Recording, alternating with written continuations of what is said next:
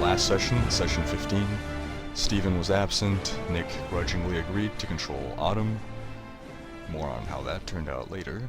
The Drogans ventured to the graveyard, where the dead promptly burst forth from the ground and attacked. A dozen skeletons armed with swords and bows. The battle started with a bang. Wreckage landed a critical hit that obliterated a skeleton. But soon, the sketchy elf from Rofton's Inn, Ninaran, emerged from a mausoleum and assaulted you guys, accompanied by 2 zombie hounds. By the end of the second round of combat, the Drogans had destroyed 7 of the 12 skeletons, so things were going pretty good. By the end of round 3, the Drogans destroyed 3 more skeletons and bloodied Ninaran. But 2 of their own were also bloodied. Autumn, skewered with arrows, and Zaxzarrd besieged by one of those gravehounds. Autumn struck the killing blow on Ninaran in round 4, but unfortunately the battle was far from over. Coltaine fell in battle to a hail of arrows and the bite of a gravehound. Luckily, Wreckage promptly stabilized him. Zaxzarrd then smote the gravehound with divine might, slaying it. By the end of round 6, 4 skeletons and 1 gravehound remained, while 1 Drogan was down and 1 was bloodied.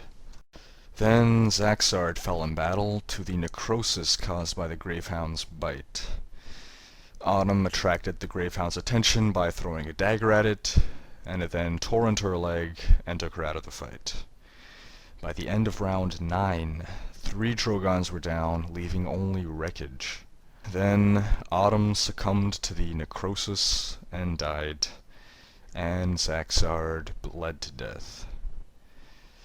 He spent a total of, 12 hours, not even 6 hours, 3 hours with the party. In any event, Wreckage then finished off the fight by taking down the Gravehound and the remaining skeletons, but unfortunately he was too late to save his comrades. So that's where we left off. Wreckage just finished taking down the last of the skeletons. And then I teabag them, obviously. That's disgusting.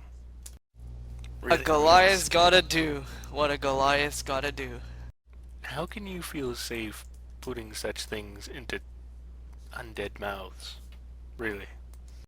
Good point. So Wreckage goes and checks and finds out that his companions have died again. And then he goes and checks on Coltaine, the only one that is still stable, and waits until his comrade awakens again. After about 5 minutes, Coltaine wakes up in terrible pain, with many wounds. Probably still has a ton of arrows sticking out of him, and that nasty bite from the Gravehound. So Wreckage gives him the bad news. We can take a short rest and take all of our healing surges, right? So while Coltaine takes a short rest, Wreckage will grab all the bodies, well, the bodies of his 2 comrades, and he'll lie them next to Coltaine and ask him what to do next. Do what you did to the skeletons, Wreckage. Do what you do best. No, not me. Oh God. I'm gonna bite. You know, if you teabag me, just want to let you know, I have very sharp teeth. Alright, well, how about giving out XP? That sounds like a good idea. Can I get some? And unfortunately, no XP for the dead party members. Oh, come on. It's like I'm gonna use it again. So for surviving this ambush of the dead, Wreckage and Coltaine receive 194 XP. 194. So after a short rest, what are your HPs? Wreckage is at 41 of 45. And Coltaine is back to 28 out of 30, having removed many arrows from his body. What do you guys do now? I suppose Wreckage. we should do what any good adventurer would do. And before worrying about our fallen comrades, we should loot All the enemies. Wreckage actually goes and checks on the crypts. So Coltaine Starting with- loots the corpses while Wreckage goes to check the crypts. Yeah. Alright, well, Wreckage fortunately finds nothing of importance in any of the crypts, and Coltaine finds nothing on any of the undead. Surprise, surprise, people aren't buried with money. However, Ninaran carries, or carried in life, 39 gold pieces and a small sheet of vellum, which seems to have some writing on it. What's vellum?